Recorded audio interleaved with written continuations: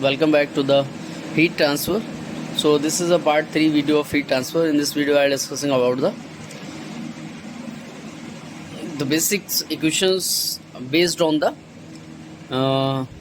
heat conduction equations.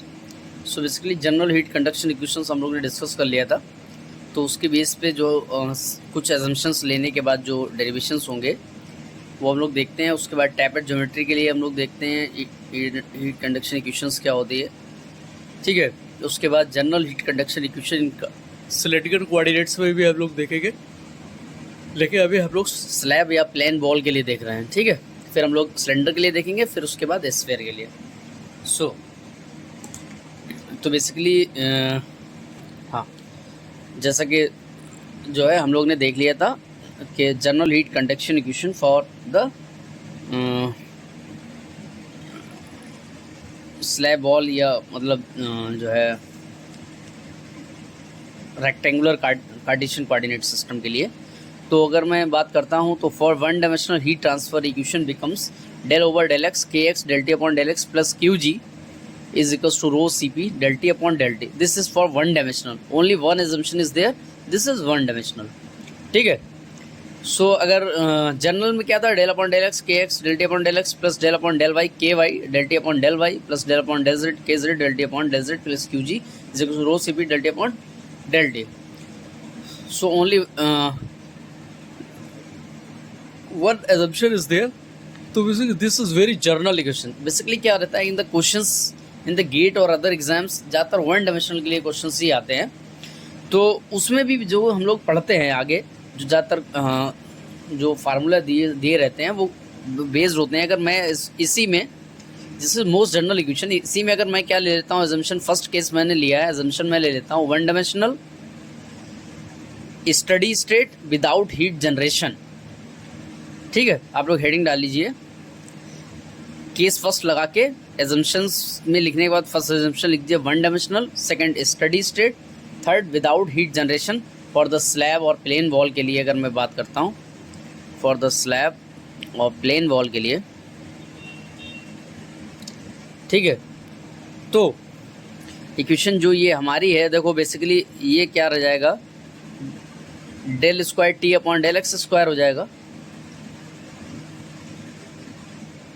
This term भी zero, ये this term भी जीरो विदाउट स्टडी स्टेट है, विदाउट मतलब स्टडी स्टेट है तो del T upon del T, rate change in temperature ये वाला जीरो हो जाएगा।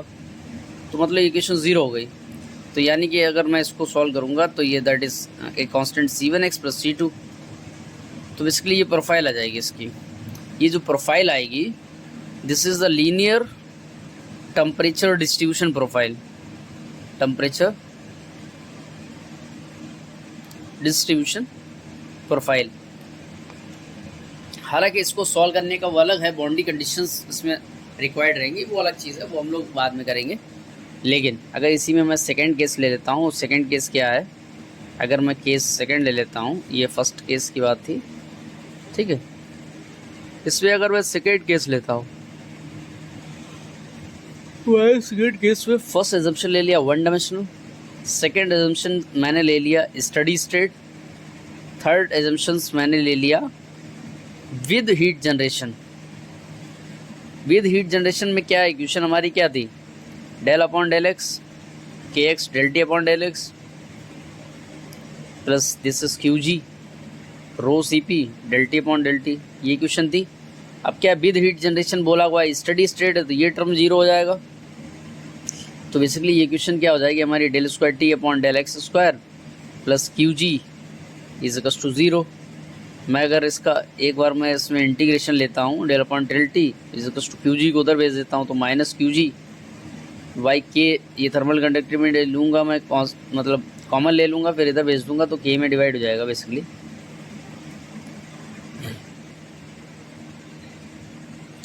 ठीक है।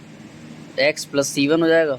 मैं del T upon del X है, टेम्परेचर की अगर प्रोफाइल लेता हूँ तो minus Q G X square by 2k plus C1x plus C2, ठीक है। तो हमको ये पता चल गया this is a non linear profile, actually ये पैराबोलिक प्रोफाइल है, non linear temperature distribution profile, ठीक है।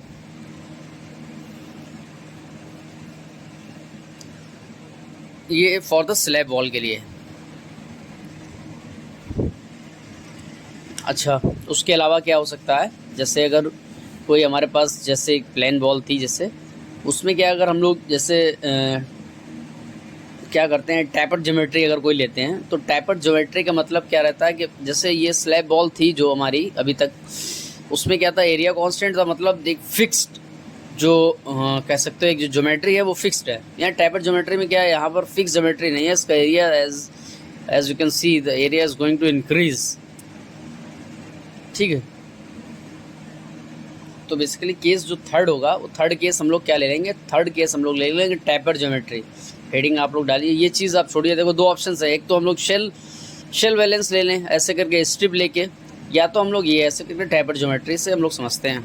ठीक है, तो थर्ड केस में आप लोग टैपर्ड ज्योमेट्री लिख सकते हैं। उसमें एजम्पशंस क्या हो जाएंगे, one dimensional, again steady state. अभी तक क्या था, एरिया हमारा कांस्टेंट था, लेकिन अब क्या हम लोग एरिया जो है वेरिंग एरिया लेंगे तो देखेंगे क्या टेम्परेचर प्रोफाइल में क्या जो है वेरिएशंस आता है। तो वेरिंग एरिया और विदाउट हीट जनरेशन अगेन। ठीक है, तो ये एक स्लैब वॉल बनी हुई है जिसमें एज तुम देख सकते हो एरिया में चेंजेस आ रहा है। किसी को दिस इज वाई, यहाँ पर मैंने एक स्ट्रिप ले रखा है। तो बेसिकली क्या था so rate of heat basically हम लोग वन डायमेंशनल की बात करेंगे तो सिर्फ एक्स की बात कर रहा हूँ, तो मैं जनरल से लेता हूँ। Rate of heat generation in x direction minus rate of heat generation x plus D X बराबर 0। मैं वाई और जेड को छोड़ देता हूँ, क्यों, क्योंकि मैं वन डायमेंशनल मैंने पहले ही एजम्पशन ले रखा है। हालांकि वाई और जेड की अगर बात करें तो मैंने पूरा डेरिवेशन कर ही रखा है जनरेशन का। तो इसको जब हम लोग टेलर सीरीज को सॉल्व करते हैं तो minus del upon del X Q X D X बराबर 0। Minus del upon del X Q X की वैल्यू हम लोग फिक्स लॉस रख देंगे कि A del T upon del X. A क्या है, A is a function of X है, क्योंकि वेरी है कर रहा है उसका हम लोग को देखना है, बराबर 0। If here thermal conductivity is not a function of temperature assumed, so del upon del X या D upon D X K A X del T upon del X बराबर 0। तो बेसिकली क्या हो गया, ये एरिया तो हो गया। ठीक है, मैंने क्या किया, मैंने क्या करा, एक इंटीग्रेशन ले लिया, तो ये 0 की वैल्यू यहाँ कांस्टेंट आ जाएगा, तो ये ए एक्स हो गया, ये के ऐसी रहा del T upon del X. ये हमारा क्या, बेसिकली ये हमारा फ्लक्स है, ये बराबर कांस्टेंट हो गया। या इंटीग्रेशन अगर मैं लूँगा दोनों साइड तो यहाँ 0 था, ये कांस्टेंट हो जाएगा। तो हेयर एरिया इनटू फ्लक्स बराबर constant. Here area is not constant, but the product of flux into area is constant. So area into flux is constant, flux is not constant. Area is varying is given as, मान लो a बराबर a nought e की power ax ऐसा कुछ दे रखा है, zoom कर लिया हमने। तो मैंने क्या रखा है, यहाँ एरिया की वैल्यू रख दी a नॉट e की पावर x के del T upon del X बराबर c1। e की पावर x को मैंने ऐसे ही रोका, del T upon del T को इधर रख लिया, मैंने कांस्टेंट को एक तरफ कर लिया। Del T upon del X E की power minus X c1 X upon a naught के कर लिया। क्या करा हम लोग ने, डी टी बराबर इधर डी एक्स हो गया। ठीक है, डी टी बराबर c1 बाई a नॉट के, ये तो कांस्टेंट था, ई की पावर माइनस एक्स हो गया। सिंपल सा इसको इंटीग्रेट कर लिया, हम लोग को एक टेम्परेचर प्रोफाइल मिल जाएगी। हालांकि ये वायरिंग एरिया के केस की टेम्परेचर प्रोफाइल हो गई। ठीक है, जैसा कि आप लोग देख सकते हैं, जैसे टेम्परेचर जो प्रोफाइल आएगी वो हमारी टी एक्स बराबर T1 सी ए नॉट के 1 माइनस ई की पावर एक्स। ऐसा कुछ याद नहीं रखना है इसमें। देखो कभी कभी होता क्या है कि क्वेश्चंस में आपको एक वायरिंग एरिया का आपको प्रोफाइल दे देंगे, तो आप लोग गो थ्रू द बेसिक्स। तो सिंपल से जो हम लोग ने इक्वेशंस कर रखा है डेल अपॉन डेल एक्स वाला, सिंपल सा इस इक्वेशन से क्वेश्चंस बन जाएंगे। बस यहाँ पर क्या था कि सबसे जो जनरल हीट कंडक्शन इक्वेशन का हम लोग ने जो डेरिवेशन किया था, सबसे जो मोस्ट जो जनरल इक्वेशन थी जो हमारे पास, इसमें क्या था कि ये जो इक्वेशन ओनली वन एजम्पशन पे बेस्ड थी। एक तो कांस्टेंट एरिया हम लोग ने वहाँ पे लिया था। ठीक है, अगर एरिया कांस्टेंट नहीं लिया, अगर हमको वायरिंग दिया है तो यहाँ पर एरिया ले लो के ए करके, और सिंपल से बस जो है जो भी वायरिंग एरिया की इक्वेशन दी है उसको पुट करा, इंटीग्रेट कर लिया। देखो हीट ट्रांसफ़र का सिर्फ रोल इतना ही है कि फिक्स लॉ का आपने या जो जनरल हीट कंडक्शन इक्वेशन को आपने लिखा और उसके बाद जो भी वायरिंग एरिया उसको दे दिया, फिर सिंपल सा मैथमेटिक्स है, इंटीग्रेट करो और सिंपल आंसर। तो इसमें क्या केस 4 आप लिख दिए। केस 4 में मैंने क्या लिया है, one dimensional steady state without heat generation. अब मैंने क्या, अब मैं देख रहा हूँ के में क्या चेंज होगा। मैंने एरिया अगेन कांस्टेंट लिया, लेकिन यहाँ पर मैंने थर्मल कंडक्टिविटी है वो फंक्शन है टेम्परेचर का, वो कांस्टेंट नहीं है इस बार। तो थर्मल कंडक्टिविटी में क्या, देखो D upon D x Q x बराबर 0 था, सिंपल सी जनरल इक्वेशन है, Q x is not a function of x, हालांकि ठीक है, D upon D x minus के, हालांकि के को मैंने जीरो कर दिया था उस केस में, जीरो का मतलब जीरो साइड भेज दिया था, देखो ऐसा, जैसे यहाँ पे मैंने क्या था माइनस के, यहाँ पर जो है बेसिकली ये के आ जाएगा यहाँ पे डिवाइड में, ठीक है। तो इधर गया था तो basically minus Q G by K हो गया था अपॉन के, हालांकि यहाँ पे कांस्टेंट था के की वैल्यू गिवन होगी तो वैल्यू रख देंगे, क्यू जी की जो वैल्यू दी है वैल्यू रख देंगे, वो अलग चीज़ है। लेकिन हमको अगर मान लो थर्मल कंडक्टिविटी में अगर कुछ प्रोफाइल दे दी जाती है, जैसे K is equals to K naught 1 plus beta T, where beta is any constant, it may be positive, negative और zero also. If beta is positive, temperature बढ़ाने पे क्या होगा, एज इक्वेशन से देख लोगे आप, के की वैल्यू इंक्रीज करेगी। टेम्परेचर अगर बीटा की वैल्यू लेस देन जीरो है, मतलब निगेटिव है, अगर आप टेम्परेचर बढ़ा रहे हैं तो के की वैल्यू भी डिक्रीज करेगी। How the profile is going to vary with X given below. तो जैसे कि आप लोग देख सकते हो यहाँ पे मैंने क्या कर रखा है, इसको के नॉट, के की वैल्यू यहाँ पे पुट कर दी, क्या होती है के की value, K naught 1 plus beta T, as you can see del, ये del upon D X, D upon D X यहाँ पे था, D T upon D X था, इसको एक साथ लिख लिया तो ये स्क्वायर हो गया, ठीक है। इसको सॉल्व कर लिया तो प्रोफाइल कुछ इस टाइप में आ गई, ठीक है। कोई डाउट आए तो आप लोग पूछ सकते हो, ऐसा कुछ इशू नहीं है,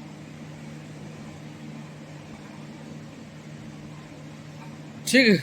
तो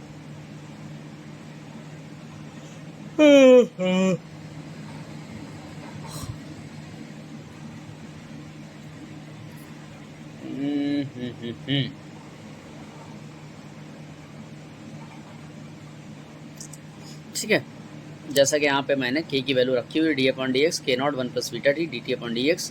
तो यहाँ पर क्या किया इन्होंने, इसका मल्टीप्लाई कर दिया एक बार, 1 plus beta T K naught del square T upon del square plus D T upon D X, K naught beta del T upon del x.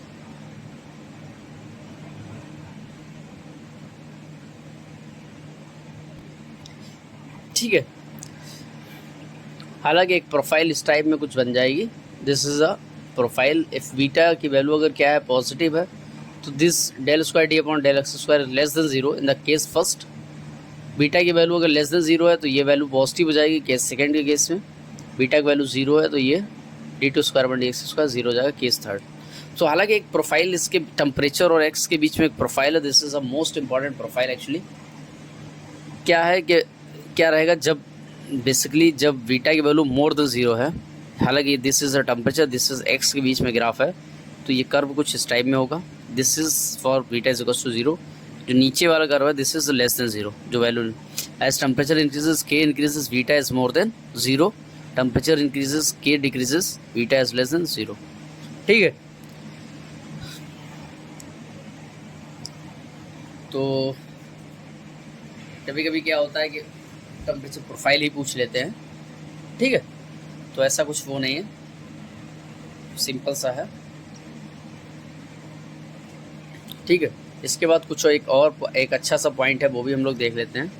अच्छा सा पॉइंट क्या है, कभी कभी क्या है कि मतलब हालांकि एक बार क्वेश्चंस भी आया हुआ है गेट में, इसी के बेस पे क्वेश्चंस आया हुआ है, इससे जो यहाँ पे जो जैसे beta is more than zero, beta is less than zero, as temperature increases K increases, as temperature decreases K decreases, इस पे ही क्वेश्चंस आया हुआ है एक बार है। दिस इज टेम्परेचर और एक्स के बीच की जो प्रोफाइल है, beta is more than zero, this is beta zero, this is beta is less than zero. अगर इसी में क्या रहता है, ये जो हम लोग ने एजम्पशंस लिया था विदाउट हीट जनरेशन था, अगर मान लो कुछ ऐसे करके कुछ एक और इसमें ग्राफ आ जाए, ऐसे करके एक और आ जाए, तो क्या विद हीट जनरेशन के साथ हो जाएगा, ठीक है। तो वो भी आप लोग को ध्यान रख लेगा। हालांकि क्वेश्चन जो गेट में आया था उसमें विद हीट जनरेशन वाला क्वेश्चन है, ठीक है, तो वो भी हम लोग करेंगे, लेकिन बेसिक जो है वो यही है, ठीक है। आगे एक और पॉइंट देखते हैं हम लोग, हैं काफ़ी इम्पोर्टेंट पॉइंट है। पॉइंट क्या है, वो है मीन थर्मल कंडक्टिविटी। देखो मैं हीट ट्रांसफर में जितना बताता जा रहा हूँ उतनी चीज़ें आप लोग करते जाओ, ठीक है। तो हीट ट्रांसफ़र काफ़ी हद तक जो है पकड़ में आने लगेगा। अभी अगर समझ में नहीं आ रहा है तो ऐसा नहीं है कि चीज़ें समझ में नहीं आएंगी, करते जाओ बस, आपको चीज़ें समझ में आएंगी हल्के हल्के। This is T1, this is T2। ये टेम्परेचर के की value K0 1 plus beta T. ठीक है, बेसिकली क्या है, मीन थर्मल कंडक्टिविटी। देखो मीन थर्मल कंडक्टिविटी के जो है वो, अगर बाय द डेरिवेशन अगर हम लोग निकालते हैं तो डेरिवेशन में क्या रहता है कि जैसे हम लोग ने क्या किया, Q इज टू के A D T by D x हमारा होता है फिक्स लॉ से, तो K की वैल्यू Km, मतलब हमको मीन निकालनी है तो हम लोगों को क्या करना पड़ेगा,